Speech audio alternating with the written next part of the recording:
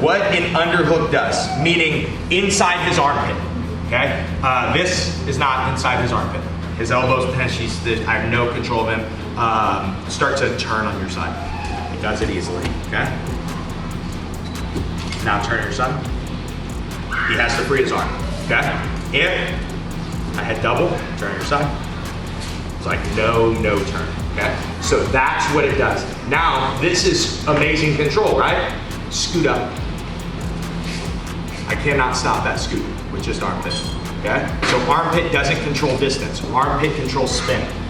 Works the same on the feet. When I win the armpit, generally guys defend by trying to free that armpit and spin, okay?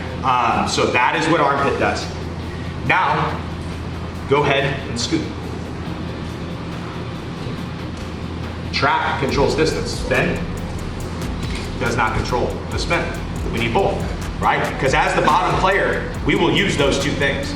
We will either scoot out from under the guy or we will get on our side. And we'll do those two things in unison, and the best escapers do those two things faster and better than other people.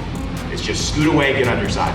And so for us as the upper body, the guy trying to kill the upper body, we have to kill those two movements. And how we do it is armpit and trap, right? To really get them secure, we do a pinch.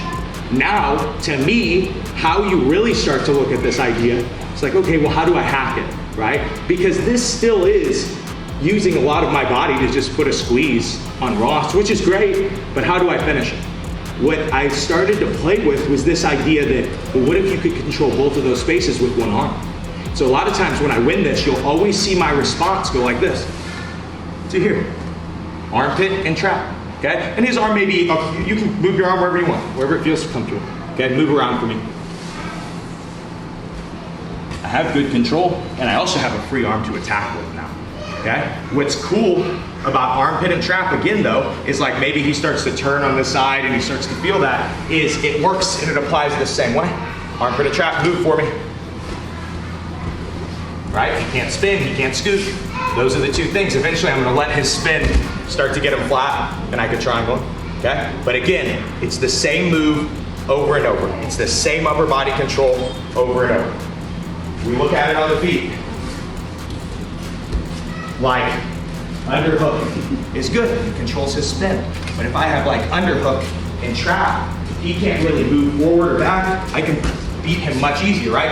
It's more control on the upper body. We follow that control all the way down. When he's down and we're passing the guard. And a lot of times, like, I'm trying to win the right distance. Just start to get here, start to get here. I'm not worried about the legs because I've won the upper body. The legs will start to get free eventually, but I just keep this upper body pinned, okay? Does that make sense? Okay? We look at this with the history of wrestling. Trying to pin somebody down, you're not trying to pin them on their butt cheeks. You're trying to pin them on their shoulders, right? This has been grappling forever. It's armpit and trap, okay? How you apply it, how you get to it, really defines how good of you are at controlling somebody, how good of a grappler you are. Does that make sense?